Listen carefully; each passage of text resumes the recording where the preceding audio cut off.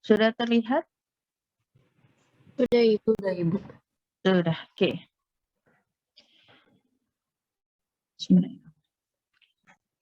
Hari ini kita akan membahas mengenai uji chi-square atau juga dikenal dengan uji KI kuadrat. Ya.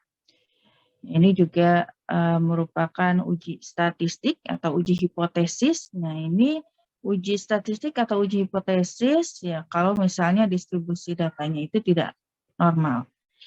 Ya, karena di sini yang diujikan ya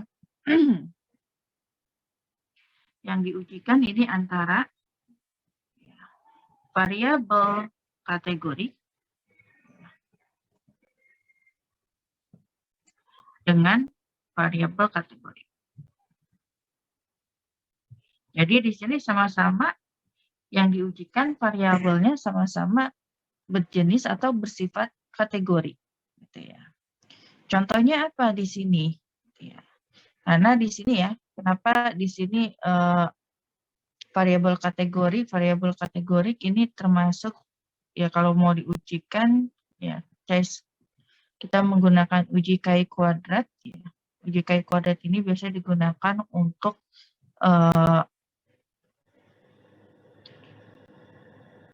uji KI kuadrat ini merupakan salah satu uji kalau misalnya distribusi datanya itu tidak normal. Karena kalau biasanya untuk variabel atau jenis data yang bersifat kategori itu cenderung dia tidak normal, gitu ya. Makanya di sini kita menggunakan yang uji KI kuadrat atau uji chi-square. Ya. Nah, uji KI kuadrat jadi antara kategorik dengan kategori, ya. Contohnya misalnya, ya kita mau mengetahui hubungan antara, ya misalnya status merokok gitu ya,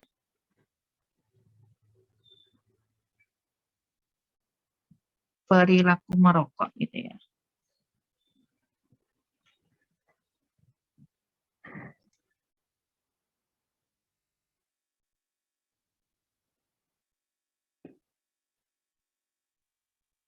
Dengan di sini kejadian kanker paru-paru.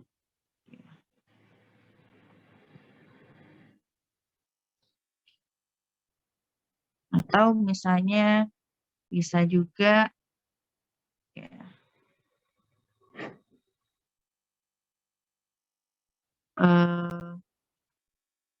pendapatan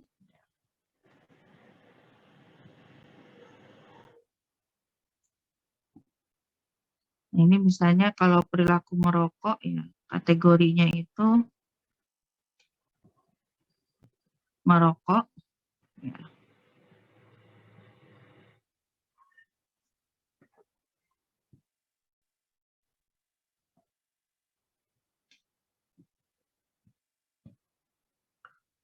Dan tidak merokok.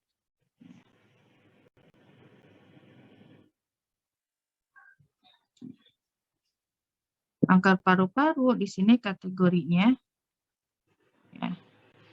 ya di sini dalam arti menderita atau mengalami atau yang menderita mengalami kanker paru-paru gitu ya. 2, tidak menderita kanker paru-paru. Ya. Atau bisa juga contoh yang lainnya misalnya antara di sini ya pendapatan, misalnya di sini pendapatan orang tua gitu ya, atau pengetahuan di pendapatan juga bisa sih. Pendapatan nggak apa deh. Pendapatan orang tua dengan status gizi ya, balita misalnya. Nah, pendapatan orang tua misalnya di sini rendah, di sini tinggi, ya.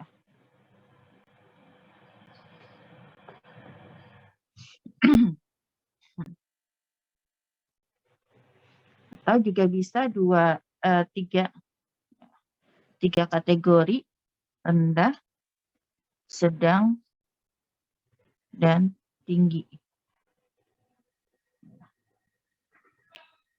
Nah, status gizi balita, ya. Di sini kategorinya misalnya kategori baik, gitu ya, gizinya baik. Yang kedua, kategorinya buruk. Oh, sorry, terbalik. Kita dalam membuat kategori ya, kalau untuk uji antara variabel kategorik dengan kategorik, ini harus selaras untuk pengkategoriannya.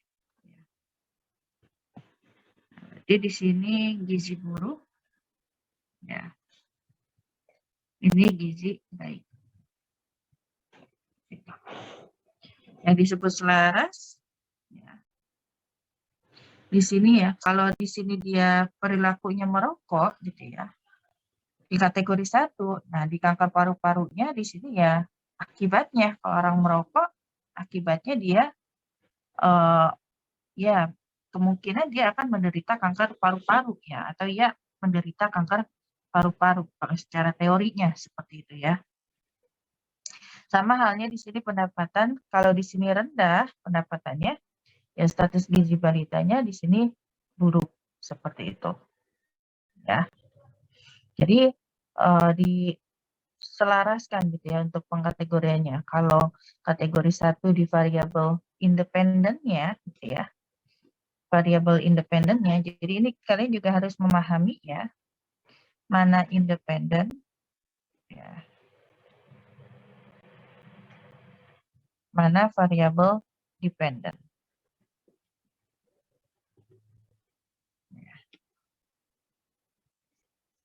Coba saya tes lagi deh. Independen, dependen. Masih ingat nggak nih? Coba Hana Surya, Hana Suryanovika. Apa yang dimaksud dengan variabel independen?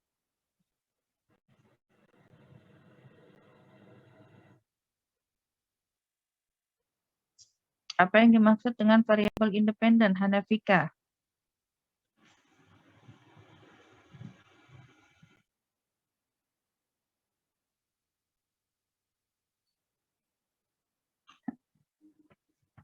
Hana Surya Novika? Ada?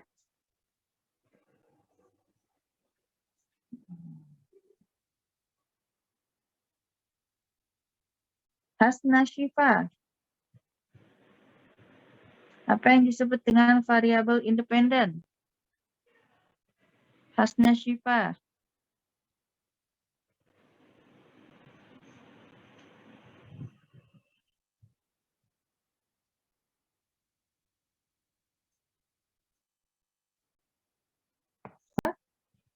Tidak ada orang? Oh, ada. Kenapa? Ya, Hana Syifa, apa yang dimaksud dengan variabel independen? Variabel independen merupakan variabel yang mempengaruhi dependen atau yang terikat. Variabel ya? Yang terikat atau dependen. Independen. Independen variabel yang terikat?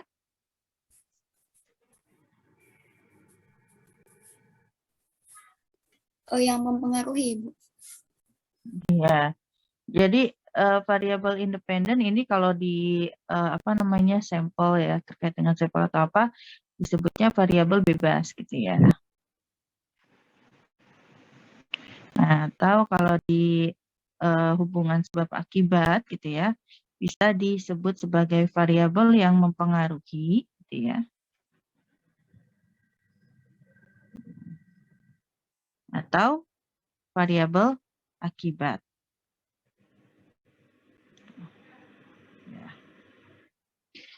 Nah, kalau variabel dependen,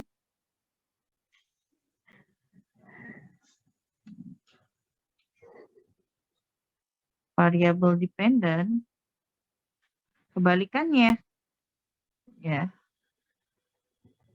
disebut sebagai variabel terikat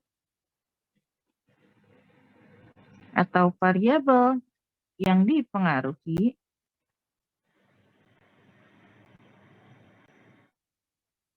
atau disebut sebagai ini variabel koakibat.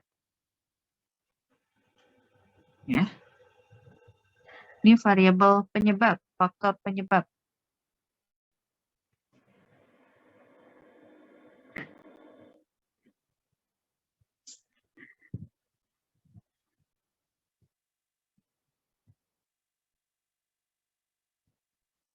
Ini disebut variabel akibat.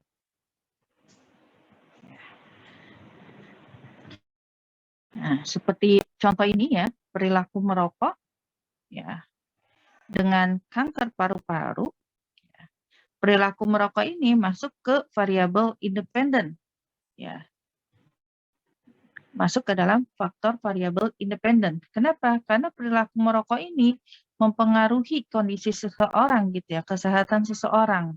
Di mana variabel di mana perilaku merokok itu bisa mengakibatkan kanker paru-paru gitu ya. Jadi mempengaruhi kesehatan seseorang di mana perilaku merokok bisa mengakibatkan kanker paru-paru ya. Jadi perilaku merokok di sini sebagai faktor yang mempengaruhi gitu ya. Mempengaruhi kondisi kesehatan seseorang yang bisa mengakibatkan ya, atau menderita kanker paru-paru. Berarti kanker paru-paru ini merupakan variabel yang dipengaruhi gitu ya. Dia menderita kanker paru-paru karena dipengaruhi perilakunya yang suka merokok seperti itu. Atau di sini contohnya pendapatan dengan status gizi balita gitu ya. Pendapatan ini masuk sebagai variabel apa? Ada yang bisa jawab?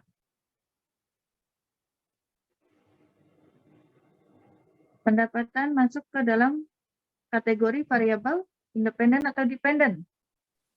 Izin menjawab independen, Ibu. Iya, independen, Hanifah.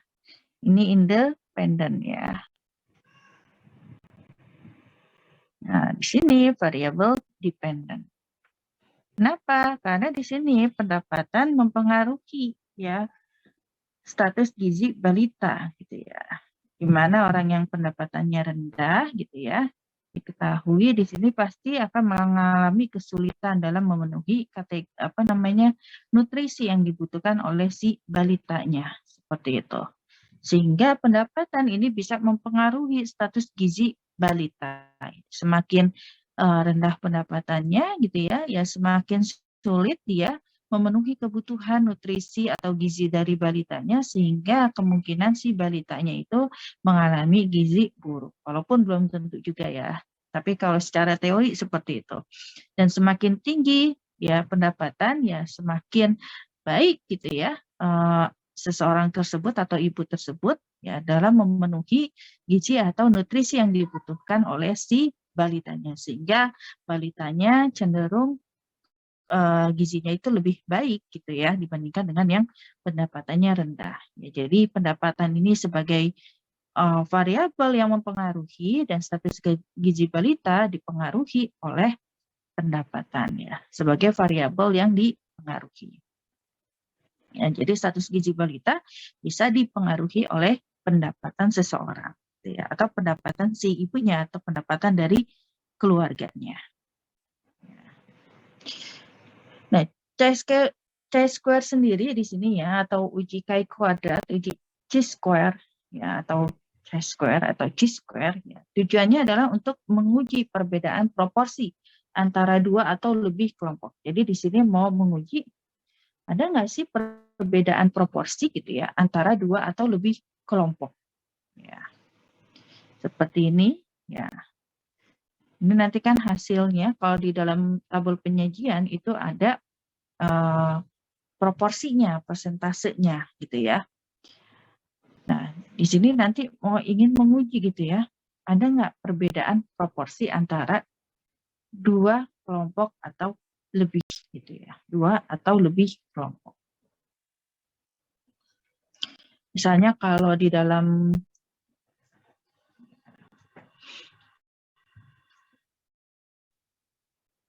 Misalnya kalau di bentuk tabel penyajian seperti tadi yang perilaku merokok di sini ya, perilaku merokok. Nah di sini ada kanker paru-paru, ya. Nah ini merokok, gitu ya. Ini tidak merokok.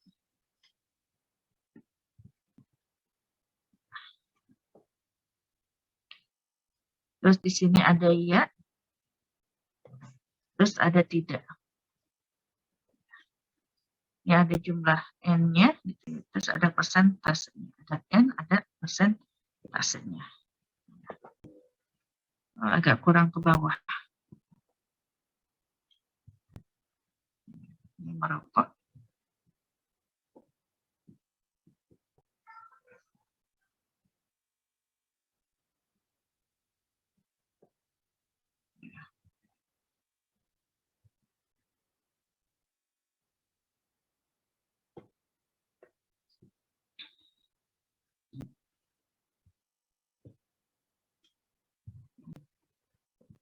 Nah, biasanya tabel penyajiannya nanti akan seperti ini, gitu ya.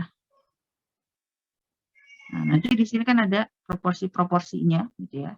Nah, nanti dilihat ada nggak perbedaan proporsi, misalnya antara yang merokok terus menderita kanker paru-paru, gitu ya. Nanti proporsinya berapa di sini, ya. Terus antara yang antara dia merokok, ya, antara yang merokok dan menderita kanker paru-paru dengan yang tidak merokok dan menderita kanker paru-paru. Nanti dilihat ada nggak perbedaan proporsinya, gitu ya.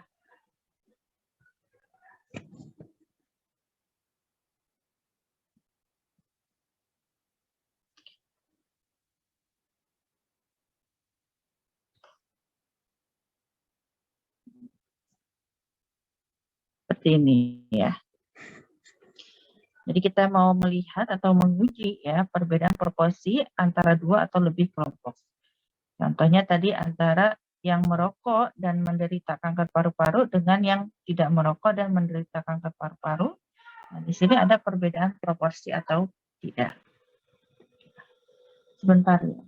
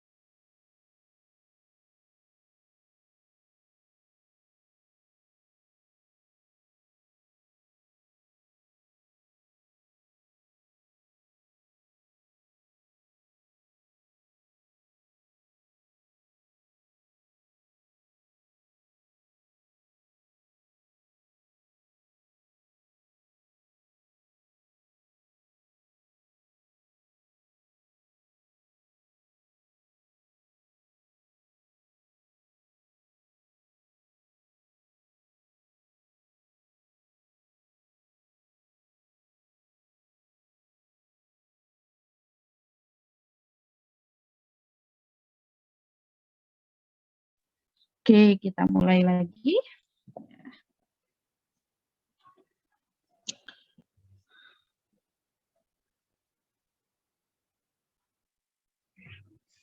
Nah, contohnya di sini uji KI kuadrat yang lainnya ya antara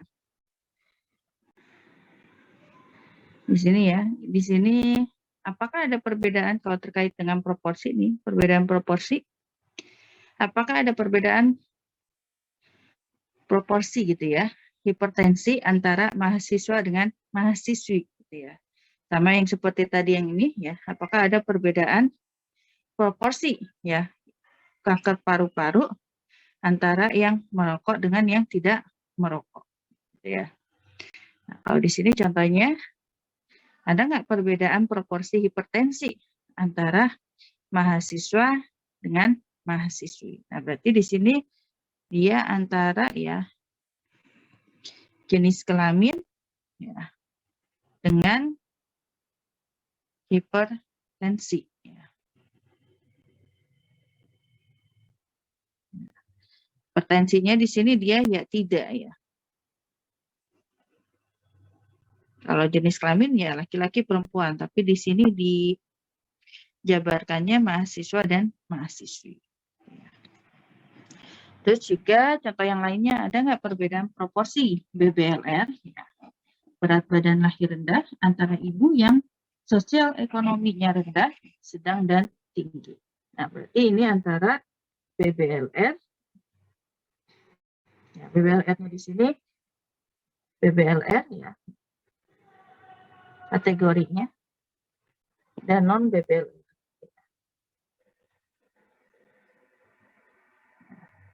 Dengan di sini tadi sosek, ya, sosial ekonomi, yang dimana di sini tadi ada rendah, ya, sedang, dan tinggi. Jadi ini sama-sama kategori dengan kategori. Terus ataukah di sini ada hubungan pendidikan bidan dengan kinerja? Ini berarti pendidikan dengan kinerja.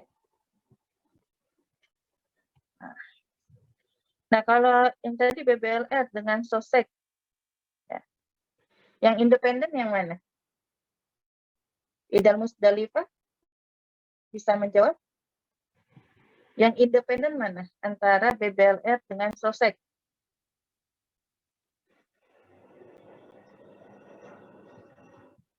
Idal Musdalifah? Ada? Ibu. Hmm? Yang independen, Ibu. Iya, yang independen yang mana? Yang sosek bukan, Ibu. Iya, betul. Yang sosek ini sebagai variabel independen ya.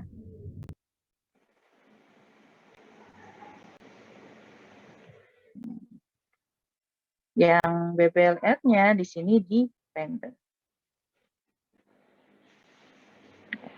Ini sama hipertensi dependent ya. Jenis kelamin independent.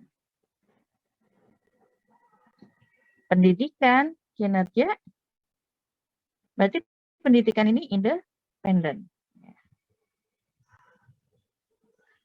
Kinerja di sini dependent. Nah, gitu ya.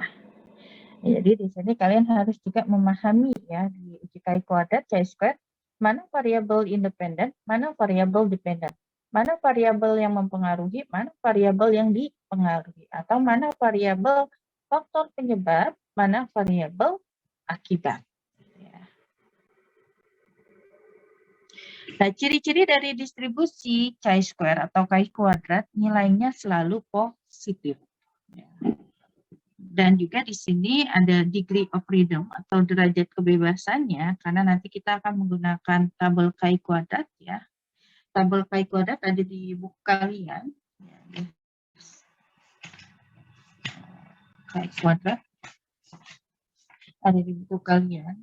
Ini setelah penjelasan atau latihan soal dari uji KI kuadrat atau ada di lampiran. Nah, nanti dari tabel KI kuadrat itu nanti kita bisa menentukan apakah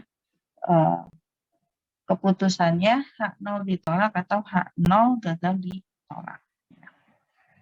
Nah, dalam menentukan degree of freedom di sini ya, di tabel KI kuadratnya, di sini rumusnya K dikurang 1. K-nya di sini adalah jumlah kategorinya, gitu ya.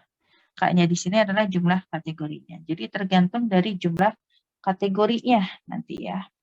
Di mana ya K-nya itu adalah jumlah kategori.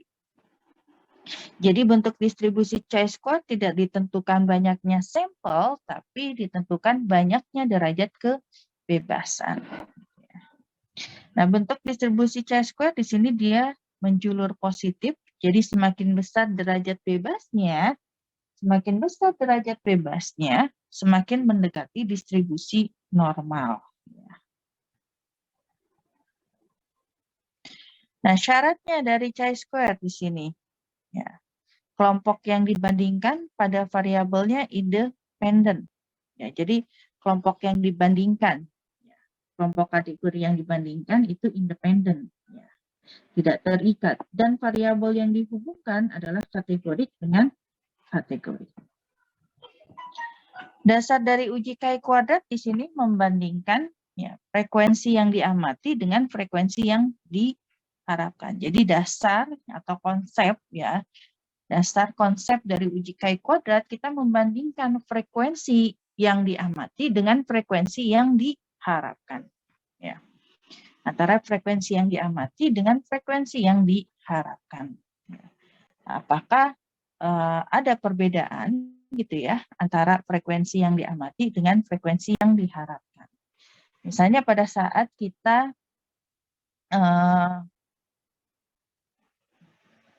berangkat ke kampus dari rumah gitu ya. Nah, kita di sini harapan kita ya pada saat kita mau berangkat ke kampus, harapan kita sampai kampus itu adalah jam 7.30 misalnya gitu ya. Karena ada kuliah jam 8 pagi gitu ya. Tapi pada saat kita sampai kampus gitu ya, pada saat kita berangkat dari rumah sampai ke kampus, ternyata sampainya adalah jam 7:45 gitu ya. Kita inginnya jam 7:30. Tapi ternyata pada saat kita alami gitu ya, kita alami sampainya di kampus itu jam 7.45. Nah, berarti kan kalau kita lihat ya ada perbedaan ya antara ke ini ya. Jadi ada perbedaan antara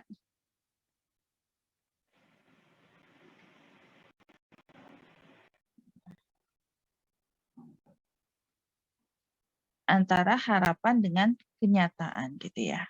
Ada perbedaan antara harapan dengan kenyataan. Harapan kita sampai kampus 7.30 gitu ya, harapannya. Ya.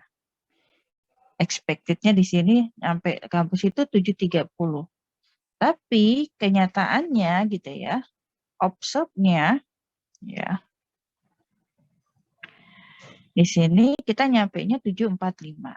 Nah, dari sini kita mau melihat ada perbedaan atau tidak gitu ya.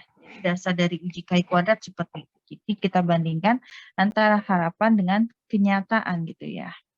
Atau antara harapan dengan pengamatan. Atau hasil yang diamati.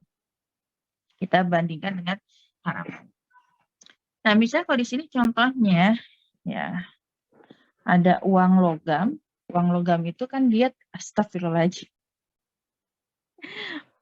Maaf ya, ini mulu kepencet, sorry. Senang banget ya. Jadi uang logam itu ada dua permukaan. Misalnya ada permukaan A, ada permukaan B. Uang logam. Nah, kalau kalian pernah lihat uang logam itu ada yang satu gambar, ada satu angka gitu kan. Gambarnya misalnya gambar Garuda, satu sisinya gambar angka koinnya, nilainya berapa. Apakah itu 50, 100, 500, 200, atau 1000 gitu. Jadi satu sisi biasanya gambar, ya, satu sisinya adalah angkanya, nilainya nominal dari koin tersebut. Nah, misalnya di sini Kita sebutnya permukaan A dengan permukaan B. Nah, permukaan A, permukaan B ini pengen kita lambungkan atau kita lempar sebanyak 100 kali. Ya. Nah, dari lambungan 100 kali atau lemparan 100 kali, yang kita harapkan di sini permukaan A, permukaan B, di sini dia sama-sama muncul sebanyak 50 kali. Jadi sama-sama 50 kali. Permukaan A muncul 50, permukaan B muncul 50 kali. Dari 100 kali ya, lambungan atau 100 kali lemparan. Tapi ternyata harapan kita seperti ini nih, ya, sama-sama 50. Tapi kenyataannya gitu ya, jadi expected-nya, nah di sini ini ada A, ini ada B ya, permukaan A ada B. Ya.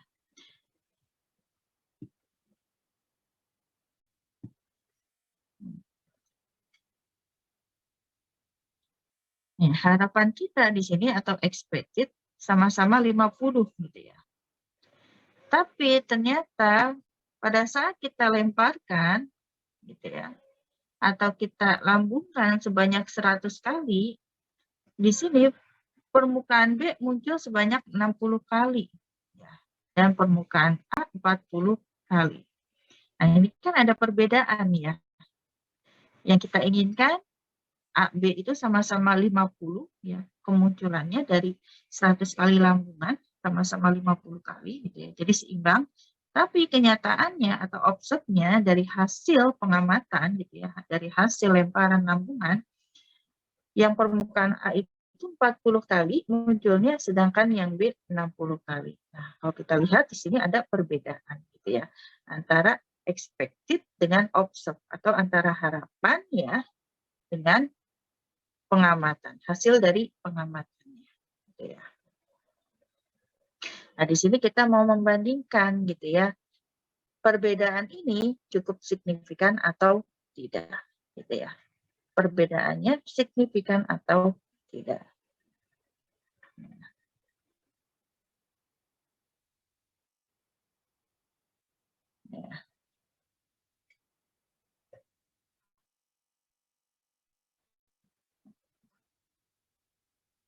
Nah, kalau ada perbedaan, kalau seperti ini kan ada perbedaan, ya. Nah, perbedaannya tadi ya, signifikan atau tidak, sorry ya. Dia bermakna atau hanya karena ada variasi sampel saja. Jadi kalau ada perbedaan antara pengamatan dengan yang diharapkan, ya, nilai observed dikurang dengan nilai expected, gitu ya. Nah, apakah perbedaan tersebut cukup bermakna atau hanya karena variasi sampel saja? Jadi perbedaan itu bermakna atau signifikan atau tidak, atau dia hanya ada variasi sampel saja. Nah, ini rumusnya, ya, ini rumusnya. X kuadrat sama dengan sigma buka kurung nilai tutup kurung kuadrat dibagi dengan nilai expected-nya. Ya. Sigma ini berarti dia jumlah. Ya. Nah, banyaknya penjumlahan ini, ya, nilai observed dikurang nilai expected dalam kurung kuadrat dibagi dengan nilai expected tergantung dari banyaknya sel, gitu ya. Tergantung dari banyaknya sel atau tergantung dari kategorinya, dari kategori yang diujikan, gitu ya. Nah, itu nanti akan membentuk berapa sel. Nah, misalnya tadi ya antara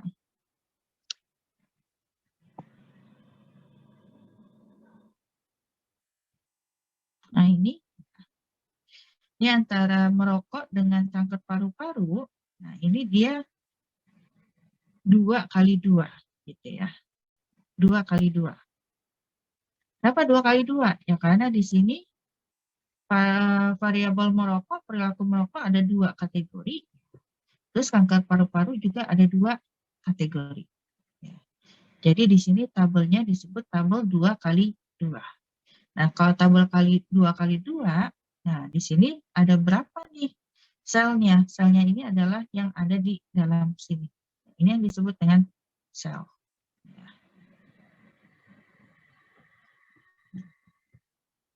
Nah, selnya ini gitu ya. Atau kita lihat di sininya deh. Ininya nggak kita anggap ya, kolom yang N-nya. Nah, selnya ini ada berapa? 1, 2, 3, 4. Jadi selnya ada 4. Berarti penjumlahannya di sini ya. Sigmanya penjumlahannya di sini dia ada 4 gitu ya. Jadi misalnya tadi merokok gitu ya. Tidak merokok. Ini ya tidak ya. Kanker paru. Ini perilaku merokok.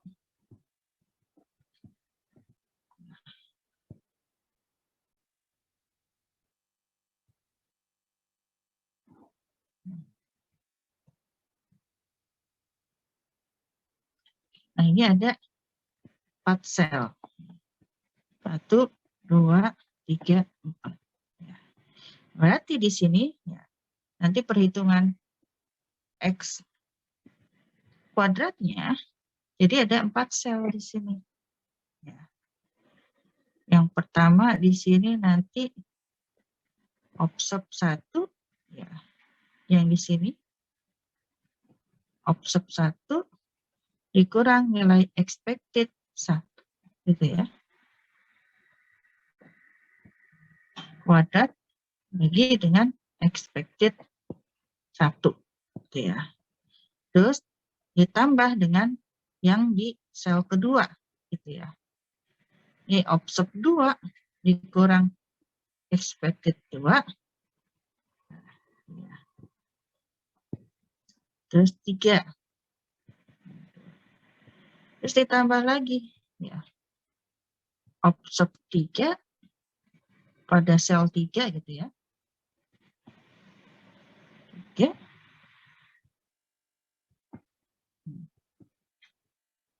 Observe 4 dikurang ini 4 ya.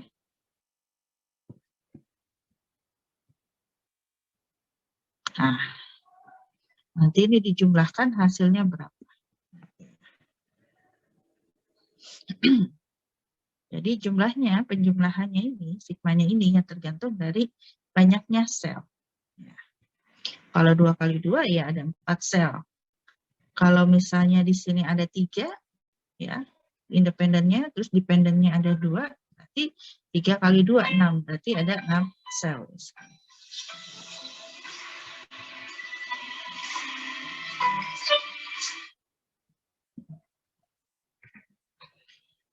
Nah, nilai ini tadi nilai observe ya, atau pengamatan, itu nilai expected atau harapan. Nah, nanti ada degree of freedom-nya ya. Degree of freedom ya.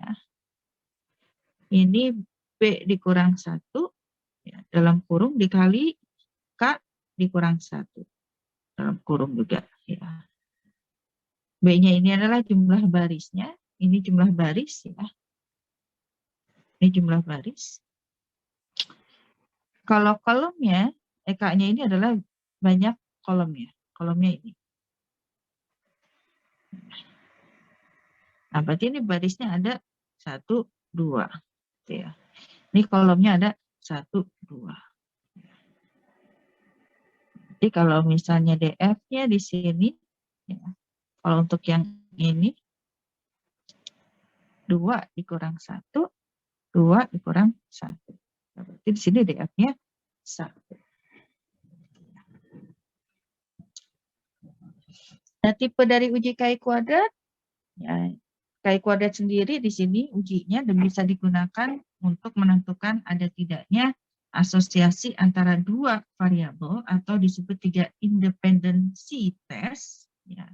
Atau juga bisa digunakan untuk menentukan apakah suatu kelompok homogen, ya, homogenitas antar subkelompok atau homogeneity test. Dan yang terakhir di sini uji KI kuadrat juga bisa menentukan ya seberapa jauh suatu pengamatan sesuai dengan parameter yang dispesifikasikan atau goodness of fit. Nah, di sini contohnya misalnya antara kita mau menguji gitu ya, ada nggak perbedaan proporsi gitu ya, antara status merokok ibu ya dengan konsumsi alkohol pada saat kehamilan ya. Jadi di sini yang menjadi respondennya adalah wanita hamil, tapi di sini dia ya statusnya yang kita kumpulkan datanya adalah tentang rokok dan konsumsi alkohol. Karena terkadang ya apalagi kalau di luar negeri ada yang juga dia lagi hamil tetap merokok dan konsumsi alkohol. Tapi ada juga yang menghindari karena khawatir dengan kesehatan janinnya. Tapi ada juga yang bandel gitu ya. Nah di sini ingin mengetahui gitu ya, ada nggak perbedaan proporsi ya konsumsi alkohol pada ibu hamil yang merokok dan tidak merokok gitu ya. Jadi ada nggak perbedaan proporsi ya konsumsi alkohol gitu ya. Perbedaan proporsi konsumsi alkohol antara ibu hamil yang merokok dengan yang tidak merokok.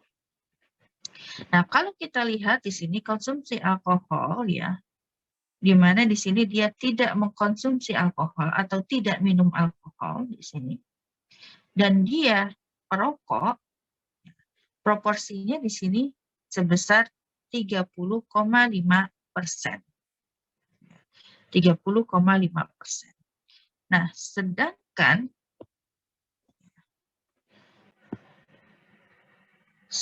di sini ya, dia peminum berat ya, peminum berat dan tidak merokok, peminum berat dan tidak merokok, proporsinya,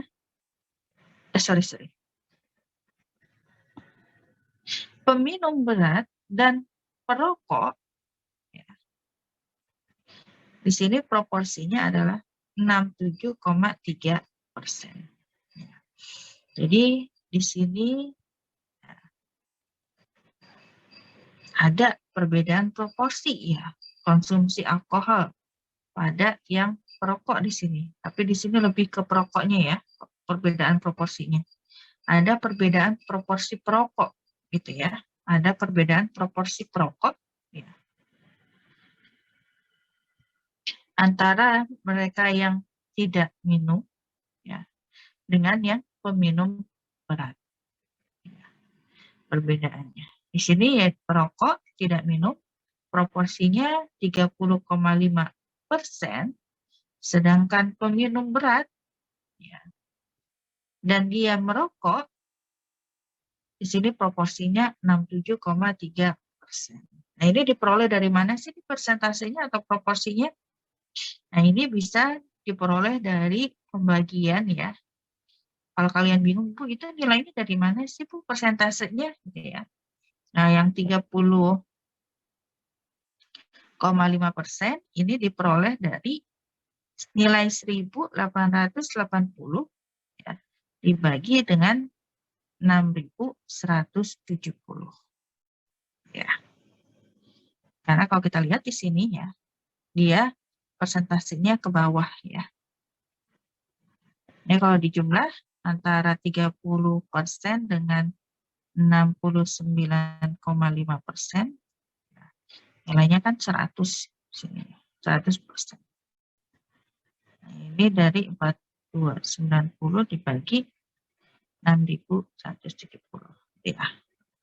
Nah, kalau yang ini diperoleh dari mana? Bukan seharusnya 100%, tapi di sini ya lebih mau melihat ya proporsi tidak minum gitu ya. Proporsi tidak minum. Kalau proporsi tidak minum ya ini diperoleh dari 6.170 dibagi dengan 11.127. Jadi dibagi dengan totalnya di sini. Total keseluruhan. Ya. Nah, dari sini tadi ya ada perbedaan proporsi ya. Ya. Konsumsi alkohol. Perbedaan proporsi konsumsi alkohol pada ibu yang merokok gitu ya. Ada perbedaan proporsi konsumsi alkohol pada ibu yang perokok, di mana yang tidak minum dia merokok 30,5%, sedangkan dia peminum berat dan merokok 67,3%. Nah, ini lebih dari bukan lebih dari ya 2 kali lipatnya ya, jadi ya lebih dari 2 kali lipatnya. Nah, di sini kita mau melihat ya perbedaan proporsi tersebut signifikan, bermakna atau tidak. Ya.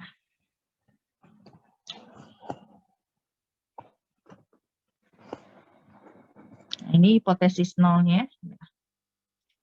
Tidak ada hubungan antara kebiasaan merokok dengan kebiasaan minum alkohol selama kehamilan. Kalau hipotesis nol itu kan menyatakan tidak ada perbedaan atau tidak ada hubungan. Jadi hipotesis nol di sini tidak ada hubungan antara kebiasaan merokok dengan kebiasaan minum selama kehamilan. Nah, nilai observnya ini udah kita peroleh ya. Nilai observnya itu adalah yang ini ya. 1880, 2048, 194, 76, 4290, 2430, 172, 37 ini merupakan nilai observnya. Ya. Ini nilai-nilai observe. Pakai orange karena pakainya agak memusingkan ya, pakai merah aja ya. Ini nilai observe-nya. Yang belum kita peroleh adalah nilai expected-nya. Nah, ini belum. Ya. Nilai expected ini berapa? Ya. Nah, berarti kita cari dulu nilai expected-nya dari masing-masing sel. Nah, berarti ini ada berapa sel? Ada 1, 2, 3, 4, 5, 6, 7, 8. Ada 8 sel. Ya.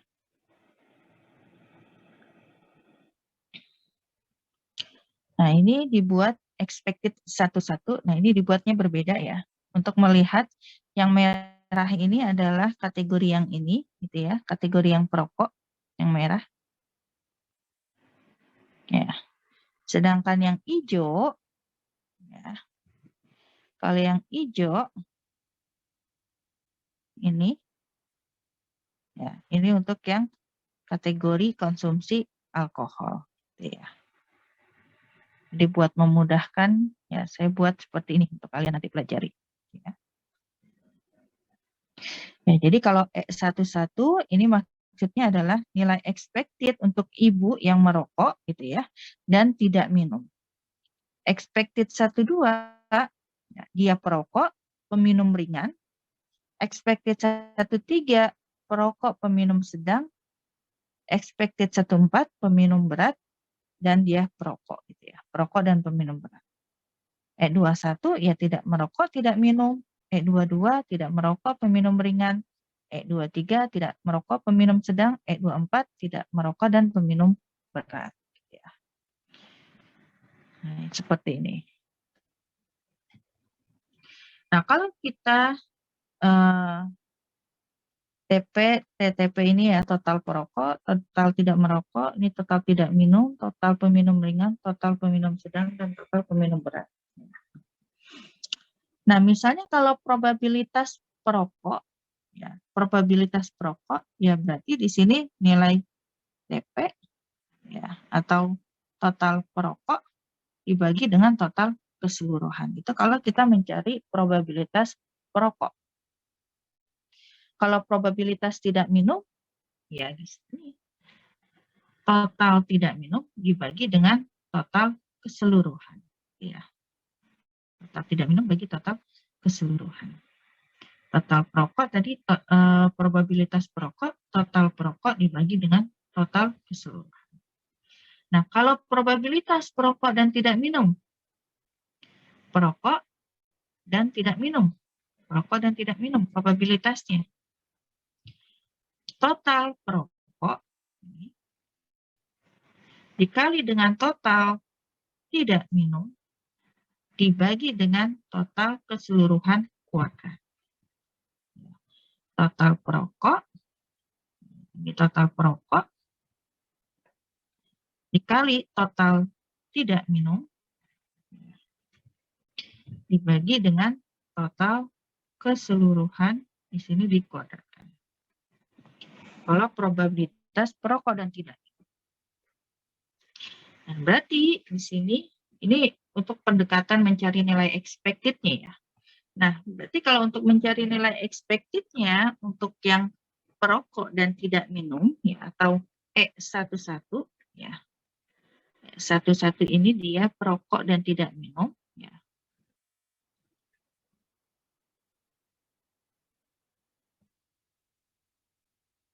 Ya. Nah, berarti di sini total perokok ya dikali total tidak minum ya.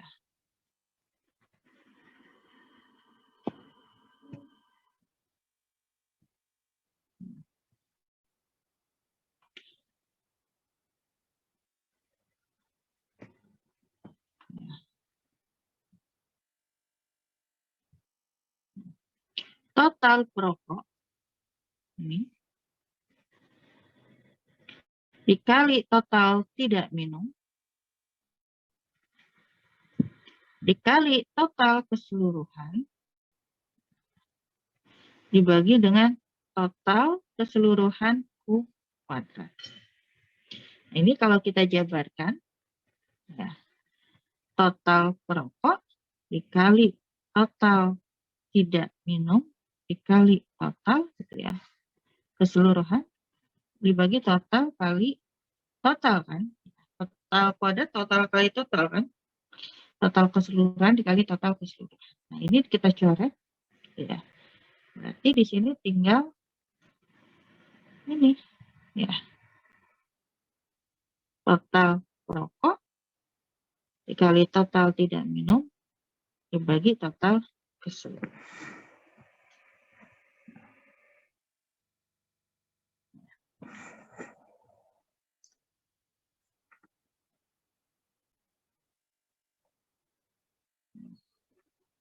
Oke, sampai sini paham? Ada yang bingung?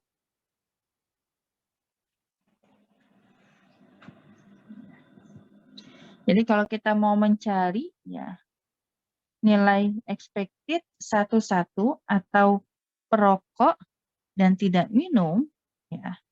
Berarti di sini total perokok ya, karena perokok tadi dan tidak minum ya. Total perokok dikali total tidak minum dibagi total keseluruhan.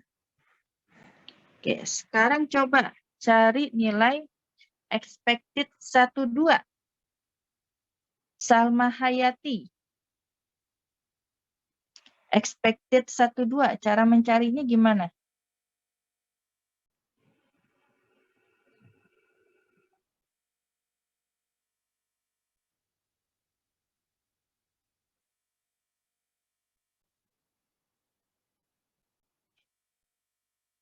Salma Hayati. Cara mencari nilai expected 12, perokok dan peminum ringan.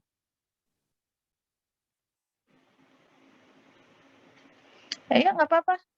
Jangan takut salah.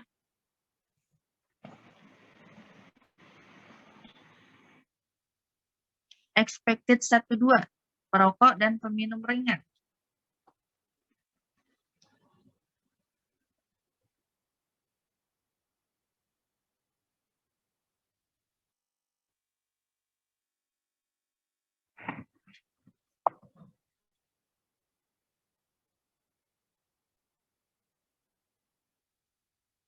Tidak ada yang berani.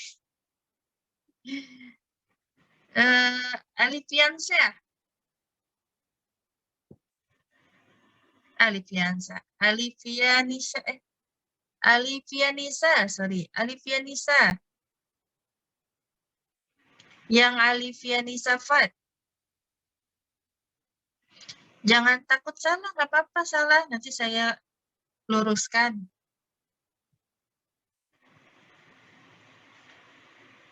Ya, Salma Hayati udah bisa belum?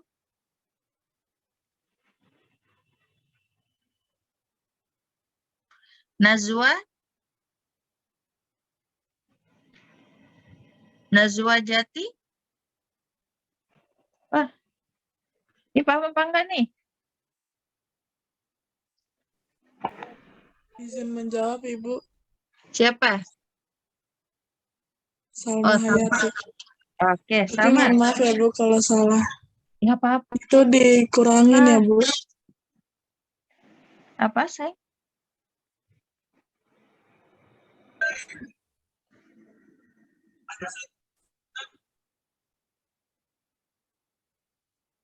T perokok dikali T peminum ringan dibagi T. Iya, betul. Itu nggak salah. Benar kok ini. Ya. Jadi, T perokok, ya. Kalau E12, T perokok, karena di sini kan kita mencari yang merokok dan peminum ringan. Jadi, T perokok, ya, dikali dengan T peminum ringan, ya, dibagi T keseluruhan. Jadi ingatnya di sini satu ini apa? Oh, perokok gitu ya. Oh, berarti total perokok. Duanya ini apa? Oh, duanya di sini adalah peminum ringan. Oh, berarti dikali total peminum ringan dibagi dengan T keseluruhan. Tahu coba lagi. E23. E23. Nilai expected 23. Nisrina.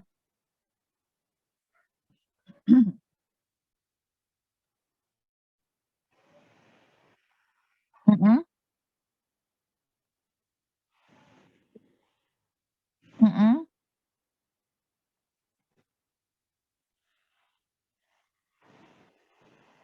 Iya, dibagi total keseluruhan ya. Ya, jadi duanya ini adalah dia total tidak perokok ya. Tidak perokok kan, dua itu tidak merokok. Gitu ya. Bukan perokok. Ya, berarti di sini total perokok dikali tiganya ini apa? Tiganya peminum sedang gitu ya. Oh, berarti dikali total peminum sedang. Ya. Dibagi dengan T keseluruhan. Ya, jadi dilihat, saya buat seperti ini ya, 1, 2, 1, 3 untuk mempermudah kalian gitu ya.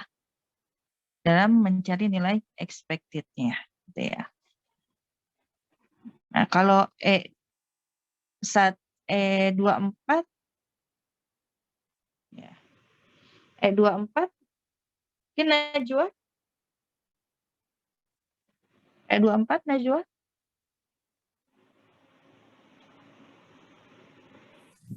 Iya, Ibu.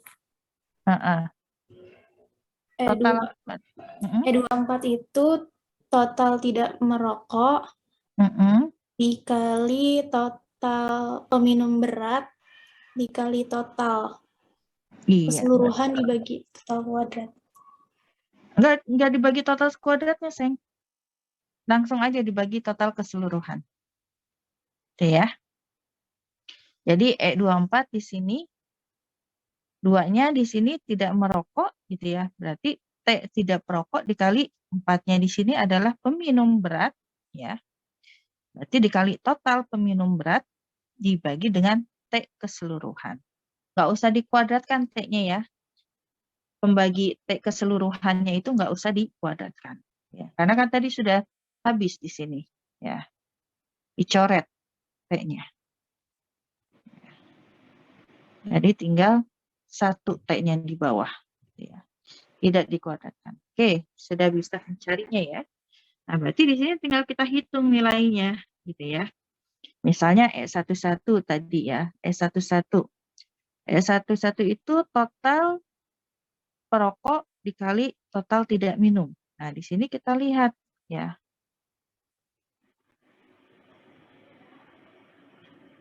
Nah, total perokok ini 4.198 dikali dengan 6.170 gitu ya. Dibagi 11.127 gitu ya. 4.198 dikali 6.170 dibagi 11.127. Dapat nilainya 2327,8. 12 juga sama di sini. Kita cari nilainya 4.198 ya. dikali 4.478 ya dibagi dengan 11.127. Ya, dapat nilainya 1.689,4 dan seterusnya sampai E24. Dapat nilainya 70,4. Nah, ini dimasukkan, kalau mau ini dimasukkan dalam tabel lagi seperti ini ya. Ini tadi nilai E11 ya. Ini nilai E12. Ini nilai E13, nilai E14. Ini nilai E21, nilai E22, nilai E23, dan nilai E24. Udah dapat nilai-nilainya masing-masing. Ini kalau ditotalkan sama totalnya gitu ya. Total tidak minum, total perokok, ya, total peminum ringan. Ini kalau dijumlahkan ini totalnya sama. Total keseluruhan adalah 11.127. Ya.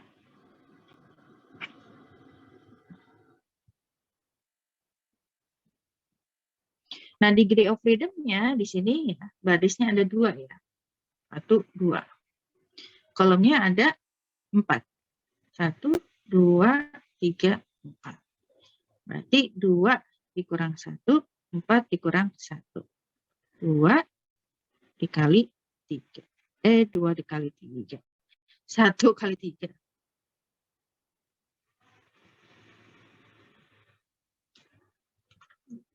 2 dikurang 1 ini 1 ya. 1 kali 3 hasilnya adalah 3.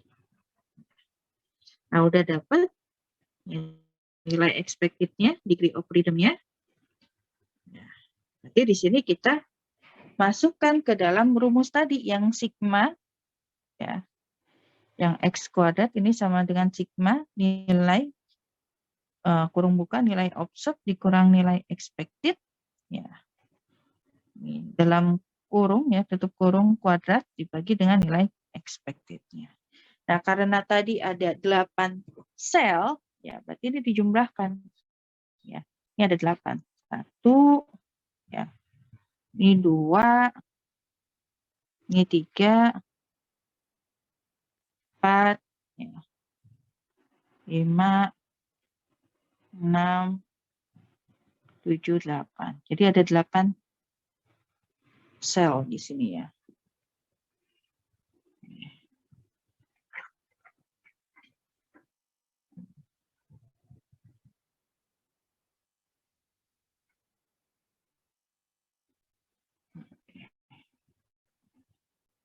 Yang pertama sel 1 dulu.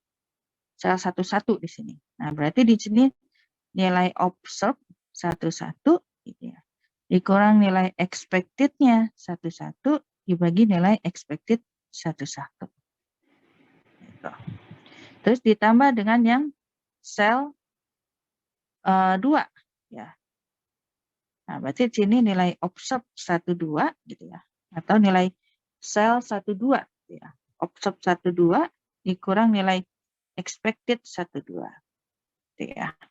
Nilai ya tadi sorry ya. Nah, nilai observed 11 di sini kan tadi kita lihat nilainya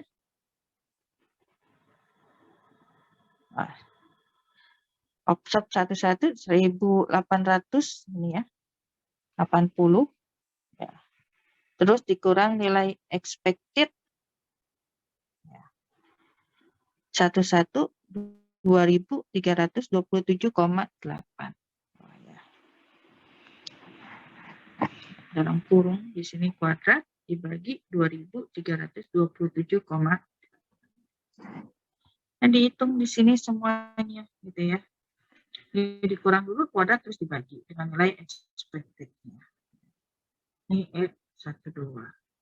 Ini observed 13 dikurang nilai expected 13 bagi dengan nilai expected 13. Ini observed 14. Ini dikurang nilai expected 14 dibagi dengan nilai expected 14. Ini nilai observed 21 kurang nilai expected 21 berbagi dengan expected 21. Ya, observe 22 kurang nilai expected 22 dibagi dengan expected 22. Ini nilai observe 23 kurang nilai expected 23 dibagi nilai expected 23. Ini nilai observe 24 dikurang nilai expected 24 dibagi dengan nilai expected 24. Nah, ini hasilnya ya setelah dijumlahkan nilainya adalah X kuadratnya 338,7. Nah, di sini kita lihat tabel KI kuadratnya. Nah, tabel KI kuadratnya DF-nya adalah tadi 3. Nah, ini 3. DF-nya 3. Ya, DF-nya 3. Nah, di sepanjang baris 3 ini, di sepanjang baris DF3 ini, ada nggak nilai X kuadrat 338,7? Nggak ada ya? Ada nggak?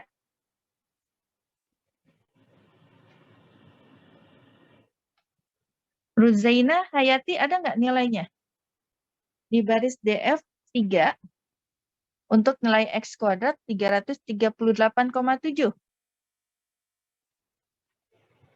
Ruzaina Hayati. Ada nggak? Ada, Bu. Kenapa? Tidak ada. Iya, tidak ada ya. Tidak ada nilai 338,7. Nah, kalau kita lihat di baris 3 DF ini ya, DF atau derajat kebebasan di baris 3, nilainya semakin ke kanan, ya. Nilainya semakin ke kanan, nilainya semakin besar. Ya. Semakin ke kanan, nilainya semakin besar. Dan semakin ke kiri, ya, kalau semakin ke kiri, nilainya semakin kecil.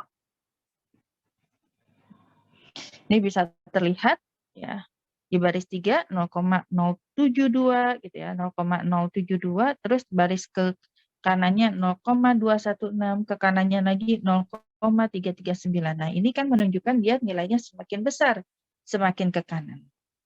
Tapi semakin ke kiri nilainya semakin kecil. Bisa terlihat dari yang pojok yang tadinya nilainya 16,255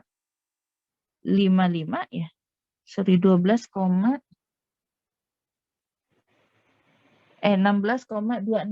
ya.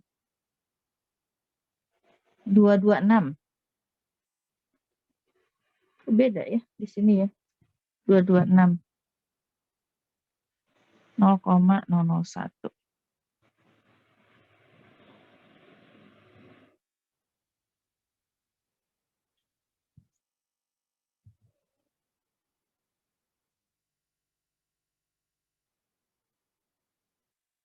Tapi di 0 baris 0,01-nya sama.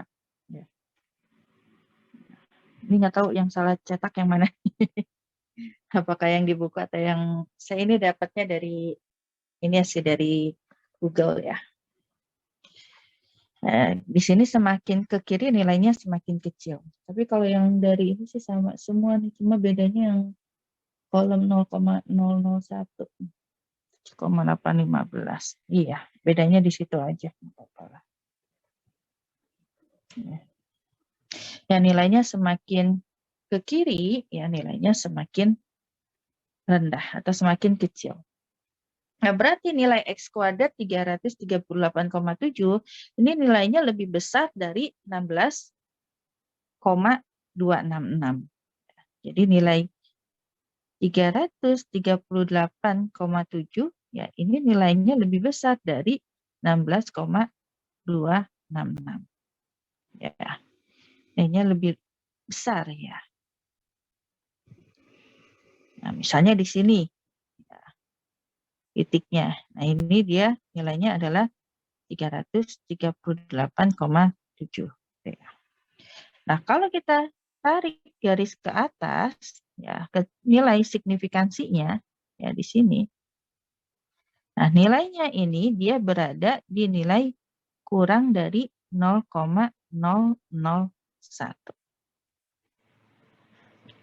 Kenapa kurang dari 0,001? Ya di sini kebalikan dari nilai yang berada di baris 3 ya. Kalau di nilai signifikansinya di paling atas, nilainya di sini semakin ke kanan, ya, semakin ke kanan di sini nilainya semakin kecil.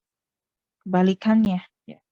Bisa dilihat dari 0,995, terus 0,975, 0,95, atau di sini tengah-tengah dah diambil ya. 0,5, 0,1, 0,05. Nah, berarti kan semakin ke kanan nilainya semakin kecil. Nah, kalau dia letaknya di sini gitu ya. Nah, berarti ini kan letaknya dia kurang dari 0,001. Ya, kalau semakin ke kiri nilainya semakin besar. 0,001, 0,005, 0,01, 0,025 dan seterusnya. Nah, berarti di sini dengan nilai X kuadrat ya 338,7, maka nilai P-nya ya, nilai P-nya kurang dari ya. Nilai P-nya di sini kurang dari 0,001. Nilai P-nya kurang dari 0,001. Nah, berarti kesimpulannya di sini, keputusannya H0 ditolak. Kenapa H0 ditolak? Ya, kalau dia P-nya kurang dari 0,01, berarti kan di sini kemungkinan dia 0,009 gitu ya. Terus bisa jadi 0,0008 gitu ya. 0,0007 ya. Nah, ini misalnya yang 0,009 ya atau 0,01 ini juga kalau kita bandingkan dengan p-value gitu ya. Bandingkan dengan alfa, sorry. Ya. Misalnya di sini 0,0009 kita bandingkan dengan alfa dengan 0,05, lebih kecil atau lebih besar? Putri Aisyah. Lebih kecil atau lebih besar?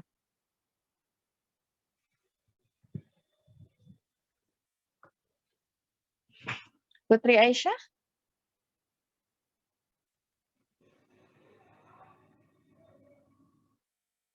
Nah, Putri Aisyah? Alia? Nilai P 0,0009 dengan alfa 0,005 ini lebih kecil atau lebih besar?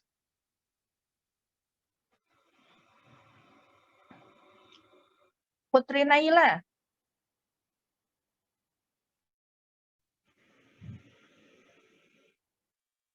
Lebih kecil atau lebih besar, Putri Naila? Lebih besar, Ibu. Lebih besar? Lebih kecil, Ibu. Ah iya. Yang Alivia Nisal jawab ya. Lebih kecil ya. Tadi siapa yang jawab? Putri Aisyah ya? Iya, Ibu. Lebih kecil ya. Jangan ngelihat di sininya. Ya. Tapi dua angka di belakang koma. Ini kan pembandingnya dua angka belakang koma. Ya. Nah, berarti di sini kita lihatnya adalah dua angka di belakang komanya. Bukan yang di akhirnya, nilai akhirnya. Kalau nilai akhirnya ya 9 lebih besar daripada 5. Tapi bukan itu yang kita lihat, tapi dua angka di belakang komanya. Karena pembandingnya adalah dua angka di belakang koma. Jadi 0,00 bandingkan dengan 0,05 gitu ya. Oh, berarti di sini nilainya 0 sama 5 ya lebih kecil kan? Ya, lebih kecil dari alfa. Berarti keputusannya di sini H0 ditolak. Ya. Berarti apa kesimpulannya? Ada hubungan antara kebiasaan minum alkohol ibu ya selama kehamilan dengan kebiasaan merokok. Ya. Itu kesimpulannya. Nah, kalau uji homogenitas ya tadi ya, uji pi kuadrat bisa menentukan tadi homogenitas ya dalam kelompok. Nah, ini rumusnya sama dengan uji independensi tadi ya, atau uji asosiasi tadi, independensi tadi. Independensi tes ya. Rumusnya sama. Jadi hasilnya pun sama, H0 ini ya. H0 ditolak juga.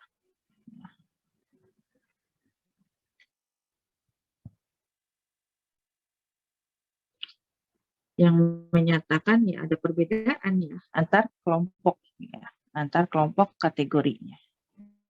Ya.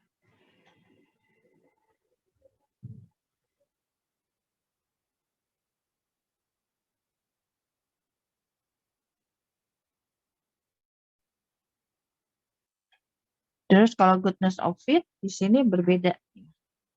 Ini rumusnya. Berbeda.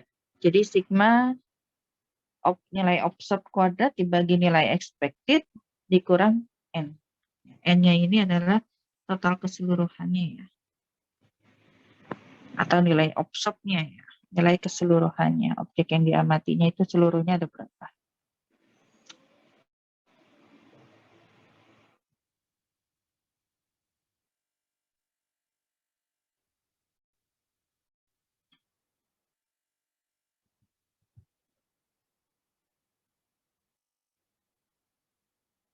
Nah ini rumus ininya kalau misalnya tabel 2x2 bisa juga menggunakan ya rumus tabel kontingensi ya seperti ini.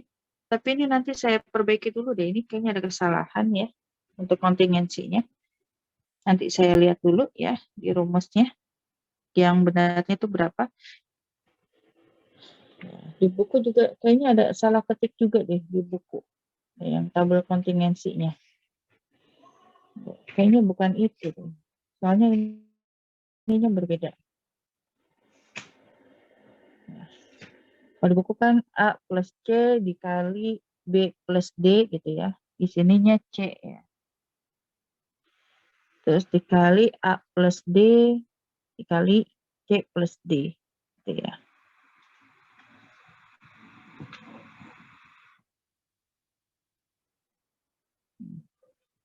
Sininya C. Kalau yang di buku. Untuk sementara kita ikut yang di buku dulu ya. Tapi saya lihat di ini kok agak berbeda ya. Nanti takutnya saya yang salah atau ini.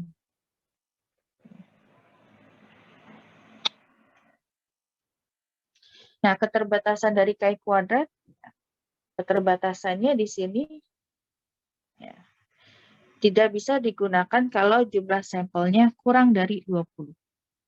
Jadi kalau sampelnya kurang dari 20, kita tidak bisa menggunakan uji Chi kuadrat. Atau misalnya kita menggunakan sampel antara 20 sampai 40, tapi ada nilai expected-nya kurang dari 5, ya, atau lebih di 20% total selnya, maka kita juga nggak bisa menggunakan Chi kuadrat. Jadi kalau kita menggunakan sampelnya lebih nih dari 20, tapi sampai 40 doang, 20 sampai 40 gitu ya. Nah, terus ada nilai expected-nya kurang dari 5. Nilai expected-nya kurang dari 5, maka apalagi kalau lebih di 20% total selnya, maka tidak bisa menggunakan uji Chi kuadrat. Nah, uji Chi kuadrat itu bisa digunakan kalau sampelnya lebih dari 40. Terus kalaupun kita menggunakan sampel kisarannya 20 sampai 40, itu nggak boleh ada nilai selnya yang nilai expected-nya itu kurang dari 5. Jadi nggak boleh ada nilai expected-nya kurang dari 5. Nggak boleh ada nilai expected-nya kurang dari 5.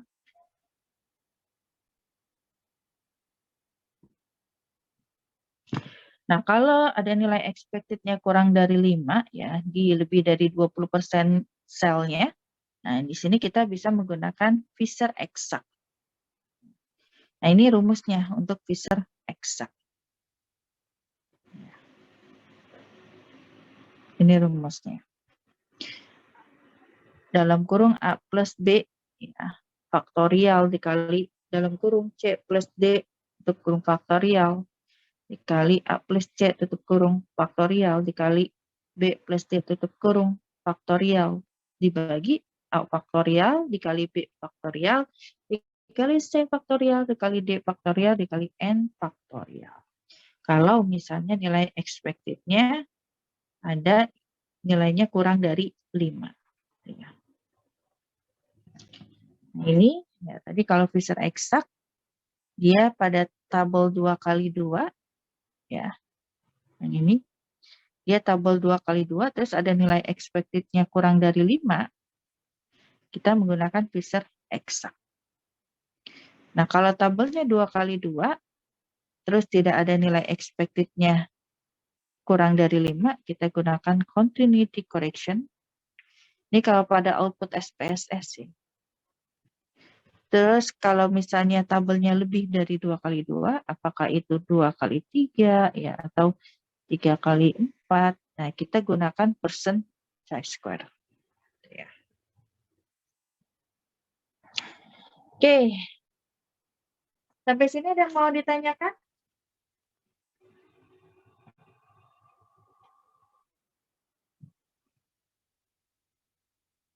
Nah, kalau seperti ini ada berapa sel nih? Contoh soal ini.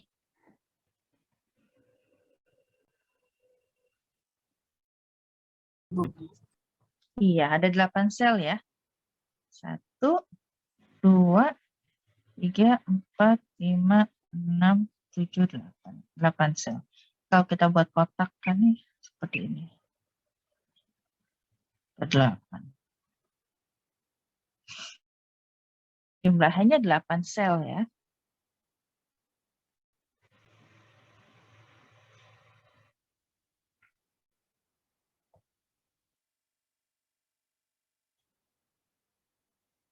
Terus kalau ini ya ada 4 sel aja.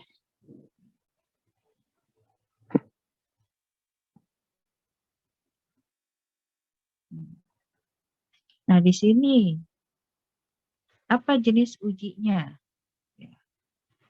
Jenis ujinya di sini seorang mahasiswa sedang melakukan penelitian dengan variabel ada hubungan independensi ya. Kita mau melihat hubungan status pekerjaan dengan status menyusul. Kita pakai bisa independensi.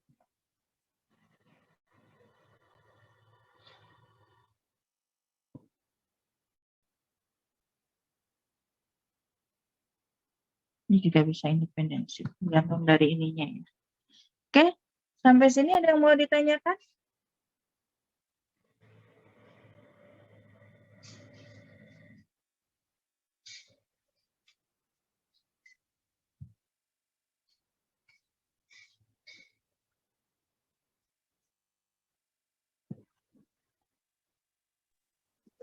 Tidak ada pertanyaan? Kalau tidak ada pertanyaan, ya berarti silakan kalian kerjakan ininya ya, latihan soalnya. Nanti akan saya share di grup. Silakan nanti kalian kerjakan latihan soal sebagai praktikum. Berarti kita akhiri dulu ya pertemuan untuk sesi yang pertama ini. Silakan kalian praktikum secara mandiri.